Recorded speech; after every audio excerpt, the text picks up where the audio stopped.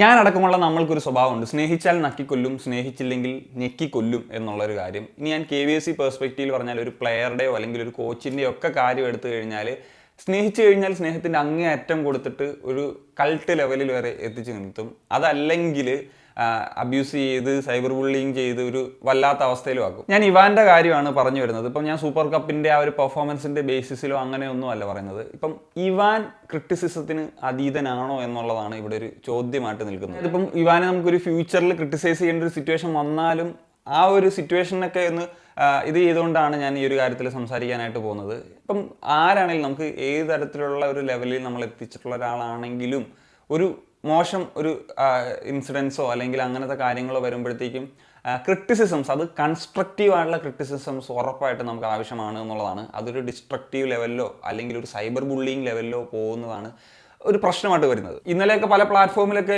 ഇവാനെതിരെയൊക്കെ ചില വിമർശനങ്ങൾ വന്നു. സോ വിമർശനങ്ങൾ തീർച്ചയായിട്ടും കൺസ്ട്രക്റ്റീവ് ആയിട്ടുള്ള വിമർശനങ്ങൾ ഉറപ്പായിട്ടും വരണം. അപ്പം സൂപ്പർ കപ്പിൻ്റെ ബേസിസിലാണ്. സോ ആ ഒരു വിമർശനം എന്ന് വെച്ച് കഴിഞ്ഞാൽ ഇപ്പം എൻ്റെ ഒരു പോയിന്റ് ഓഫ് വ്യൂവിൽ പറഞ്ഞു കഴിഞ്ഞാൽ ഇപ്പം ആരാധകർ ആ ഒരു മത്സരത്തെ വീക്ഷിക്കുന്നത് ഉറപ്പായിട്ടും അതൊരു ട്രോഫി വിൻ ചെയ്യാവുന്ന ഒരു മൊമെൻ്റാണ്.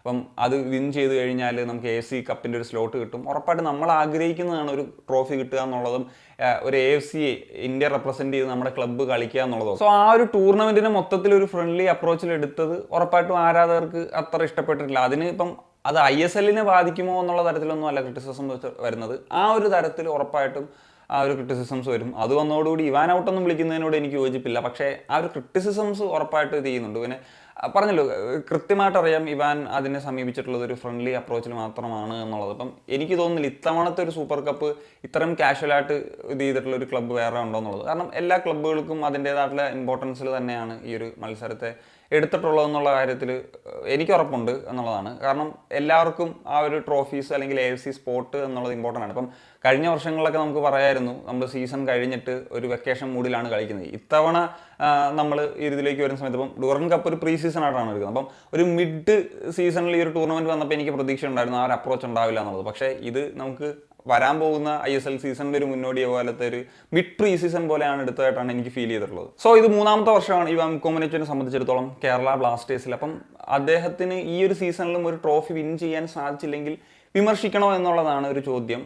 ഞാൻ പറയുകയാണെങ്കിൽ ഉറപ്പായിട്ടും മൂന്നാമത്തെ വർഷം ഒരു ക്ലബിനെ ഒരു ലെവലിൽ കൊണ്ടുപോകുമ്പം ട്രോഫി എന്നുള്ളത് ഒരു അനിവാര്യമായിട്ടുള്ളൊരു സീസൺ തന്നെയാണ് ഇതെന്നുള്ള കാര്യത്തിൽ സംശയമൊന്നുമില്ല. അല്ലാണ്ട് ഇപ്പം കപ്പടിച്ചത് മെസ്സിയെങ്കിലും മനം കവർന്നത് എംബാപ്പെ എന്ന് പറയുന്ന ഒരു ടാഗ് ലൈൻ ഉണ്ടല്ലോ, അപ്പം അതിനോട് നമുക്ക് അങ്ങനെ കൂട്ടി വായിക്കാൻ അത്ര പറ്റില്ല എന്നുള്ളതാണ്. എനിക്ക് ചിലപ്പോഴൊക്കെ തോന്നാറുണ്ട് നമ്മളെക്കാൾ കൂടുതൽ മറ്റു ഫാൻസിനാണോ നമുക്ക് ട്രോഫി ഇല്ലാത്തതിൽ വിഷമോ എന്നുള്ളത്. കാരണം ഇപ്പോൾ മറ്റു ഫാൻസൊക്കെ എപ്പോഴും പറയുന്നൊരു കാര്യമാണ്, അതർ ക്ലബ്സിൻ്റെയൊക്കെ ഒരു ട്രോഫി ക്യാബിനറ്റ് നോക്കുമ്പോൾ ISL, I league, super cup, Durand cup അങ്ങനെയൊക്കെ മറ്റ് ട്രോഫീസൊക്കെ ആയിട്ട് പോകുന്നെങ്കിൽ നമ്മളുടെ ട്രോഫി ക്യാബിനറ്റ് നോക്കുമ്പോൾ ആരാധകരുടെ കിഡ്നി, ആരാധകരുടെ ഹേർട്ട്, അല്ലെങ്കിൽ fans player of the week, ഇങ്ങനെയൊക്കെയുള്ള കാര്യങ്ങളൊക്കെയാണ് ഉണ്ടാകുക എന്നുള്ളത്. സോ ഇവാൻ ഇപ്പം പറഞ്ഞതുപോലെ ഒരു ട്രോഫി ഈ ഒരു സീസണിൽ കിട്ടിയില്ലെങ്കിൽ പുള്ളിയെ പിടിച്ച് പുറത്താക്കണമെന്നുള്ള ഒരു കാര്യത്തിലേക്കൊന്നും അല്ല ഞാൻ വരുന്നത്. പക്ഷേ ഈ പറഞ്ഞതുപോലെ ആ ഒരു ഷീൽഡിലേക്കുള്ളൊരു ഫൈറ്റ് ഉറപ്പായിട്ടും ഇവാൻ കൊടുക്കണം എന്നുള്ളതാണ്, അല്ലെങ്കിൽ നമ്മുടെ ടീം കൊടുക്കണം എന്നുള്ളതാണ്. അതായത് അറ്റ്ലീസ്റ്റ് ഷീൽഡിൽ ഫൈറ്റ് ചെയ്ത് ടോപ്പ് 2-ൽ നമുക്ക് ആ ഒരു മിസ്സായാലും നമുക്ക് ആശ്വസിക്കാം. കാരണം നമ്മളൊരു ഫൈറ്റ് ചെയ്തിട്ടാണല്ലോ എന്നുള്ളത്. അതുപോലെ തന്നെ ISL മറ്റേ ട്രോഫി ഉണ്ടല്ലോ, പ്ലേ ഓഫ് ട്രോഫി. അപ്പം അത് വിൻ അല്ലെങ്കിൽ അറ്റ്ലീസ്റ്റ് അതെങ്കിലും വിൻ ചെയ്യാൻ കഴിയുക എന്നുള്ളതാണ്. അപ്പം അല്ലാത്ത പക്ഷം ഉറപ്പായിട്ട് നമുക്ക് ഇപ്പം മറ്റ് ക്ലബ്ബുകളൊക്കെ നോക്കിക്കഴിഞ്ഞാൽ അറിയാമല്ലോ, അവർ എപ്പോഴും ട്രോഫി ഡിമാൻഡ് ചെയ്യുന്നത്. നമുക്കിപ്പോൾ ട്രോഫി ഇല്ലാത്തതുകൊണ്ടാണ് അതിലേക്ക് ട്രോഫി കിട്ടിയാൽ അതൊരു ട്രോഫി എന്നൊക്കെ പറയുന്നത് ഒരു ബാലികേറ മല പോലെയാണ് നമ്മുടെ ഒക്കെ ആരാധകരുടെ മനസ്സിലുള്ളത്. ഒരു കാര്യം മനസ്സിലാക്കണം, ഇനി നോർത്ത് ഈസ്റ്റ് യുണൈറ്റഡ് മാത്രമാണ് ഒരു മേജർ ട്രോഫി വിൻ ചെയ്യാനായിട്ടുള്ളത്. ഇപ്പം നമ്മളുടെയൊക്കെ ഞാനിങ്ങനെ ആലോചിക്കും, ഞാനടക്കം നമ്മൾ ആരാധകർ സന്തോഷിക്കുന്ന മൊമെൻറ്റ്സ് എങ്ങനെയാണെന്നുള്ളത് ഒരു KBSCയുടെ രീതി 2-3 മാച്ച് അടുപ്പിച്ച് ജയിക്കുമ്പോൾ ഓക്കെ നമ്മൾ സന്തോഷിക്കും. അതുപോലെ നമ്മുടെ റൈവൽസ് തോക്കുന്ന സമയത്ത്, ഇപ്പോൾ ഈ സീസൺ നോക്കിയാൽ ബംഗളൂരു ആണെങ്കിലും മുംബൈ സിറ്റിയോ മോഹൻ ബഗാൻ അവരൊക്കെ തോക്കുന്ന സമയത്ത്, ആരോടെങ്കിലുമൊക്കെ തോക്കുന്ന സമയത്തും നമുക്ക് സന്തോഷം ഉണ്ടാകും. അല്ലെങ്കിൽ ഇപ്പോൾ നമ്മുടെ ഒരു പ്ലെയറിന് സസ്പെൻഷൻ കിട്ടിയാലും 2-3 പേരെ ഇടിച്ചിട്ട് കഴിഞ്ഞാൽ അത് ആഘോഷമാക്കുന്നൊരു കാര്യമുണ്ട്. അതുപോലെ തന്നെ ഒരു പ്ലെയറിന് ഏറ്റവും കൂടുതൽ ആരാധക പിന്തുണ വരുന്നതെന്ന് വെച്ച് കഴിഞ്ഞാൽ ആ പ്ലെയറുടെ പെർഫോമൻസ് ബേസിസിലായിരിക്കില്ല കൂടുതൽ, അദ്ദേഹം സോഷ്യൽ മീഡിയയിൽ എങ്ങനെയാണ് KBSCയെ പറ്റി അദ്ദേഹത്തിൻ്റെ കാര്യങ്ങൾ എന്നുള്ളതൊക്കെ വെച്ചിട്ടാണ്. സോ കൺക്ലൂഷനിലേക്ക് വരുന്ന സമയത്ത് ഈ സൂപ്പർ കപ്പിൽ ഒരു പെർഫോമൻസ് ഇനി ISLലേക്ക് തിരിച്ചു വരുമ്പോൾ അങ്ങനെ ബാധിക്കുമെന്നുള്ളതൊന്നും ഞാൻ വിശ്വസിക്കുന്നില്ല. അത് എൻ്റയർലി ഡിഫറൻ്റ് ആണ്, അപ്രോച്ചിൻ്റെ ഡിഫറൻസ് ആണ് എന്നുള്ളതൊക്കെയാണ്. പക്ഷേ ക്രിറ്റിസിസംസ് എല്ലാവർക്കും, ആരും ക്രിറ്റിസിസത്തിന് അതീതരൊന്നും അല്ല.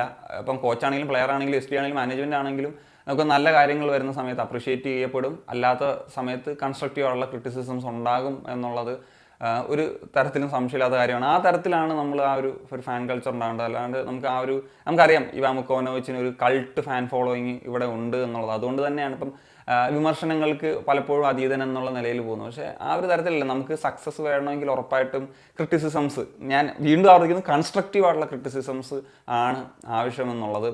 സോ ഈ ഒരു സമയത്ത് ഞാൻ മറ്റൊരു കാര്യം ആലോചിക്കുകയാണ്. ഇപ്പം ഞാൻ ISL വർക്ക് ചെയ്യുന്ന സമയത്ത്, മുംബൈയിലായിരുന്ന സമയത്ത് അവിടെ വെച്ചിട്ട് എൻ്റെ അടുത്ത് ഒരാൾ, നോൺ മലയാളി ആയിട്ടുള്ള ഒരാളാണ്, ഇതുപോലെ ഇവാൻ മുക്കോവിനോവിച്ച് ഒരു പക്ഷേ കേരളത്തിൽ എവിടെയെങ്കിലും ഇലക്ഷന് നിൽക്കാൻ പ്ലാൻ ഉണ്ടോ എന്നുള്ളത്. കാരണം അത്രത്തോളം ജനപിന്തുണയാണല്ലോ പുള്ളിക്കുള്ളത് എന്നുള്ള തരത്തിലാണ് ചോദിച്ചത്. സോ പറഞ്ഞ പോലെ ഇത് തന്നെയാണ്, നമുക്കിപ്പോൾ ആ ഒരു തരത്തിലുള്ള ഫോളോയിങ് അദ്ദേഹത്തിനുണ്ട് എന്നുള്ളത് ശരിയാണ്. പക്ഷേ ഈ ഒരു കൾട്ട് ഫോളോയിങ് എന്ന് പറയുന്നത് ഒരു തരത്തിലൊരു ഡേഞ്ചറസ് ആയിട്ടുള്ളൊരു കാര്യമാണ് എന്നുള്ളതാണ് എനിക്ക് തോന്നുന്നത്. അപ്പം നിങ്ങൾ ജസ്റ്റ് ഒന്ന് ആലോചിച്ചാൽ, നമ്മളിപ്പം ഏതെങ്കിലും ഒരു സിനിമാ നടൻ്റെയോ അല്ലെങ്കിൽ ഒരു ഫുട്ബോൾ പ്ലെയറുടെയോ അല്ലെങ്കിൽ ഏതെങ്കിലും ഒരു പ്രത്യയശാസ്ത്രത്തിൻ്റെയോ ഒക്കെ ഒരു കൾട്ട് ആയിട്ടുള്ള ഫോളോവർ, അതായത് നമ്മൾ അതിനെ ഇതായിട്ട് ഫോളോ ചെയ്യുന്നുണ്ടെങ്കിൽ അപ്പോൾ അതിനെതിരെ വരുന്ന വിമർശനങ്ങൾ അത് നമുക്ക് ഒട്ടും അതിനുള്ളൊരു സഹിഷ്ണുത നമുക്ക് കാണില്ല. അതിന് വിമർശനം വരുന്ന സമയത്ത് നമ്മൾ അത് ഇടം വലം നോക്കാതെ അതിനെ പ്രതിരോധിക്കാനായിരിക്കും ചെയ്യുക.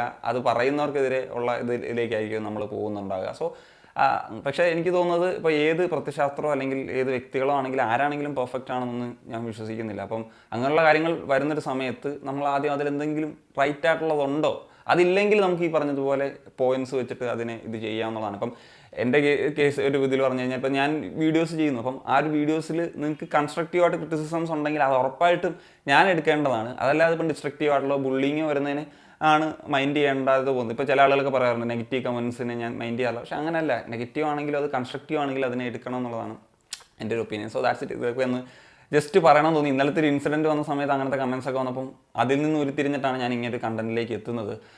സോ നിങ്ങളുടേതായിട്ടുള്ള ഒപ്പീനിയൻസ് ഉറപ്പായിട്ടുണ്ടാവും. അത് കമ്പോസ് ചെയ്യാൻ ഒരു കാണിക്കണമെന്ന് വെച്ചാൽ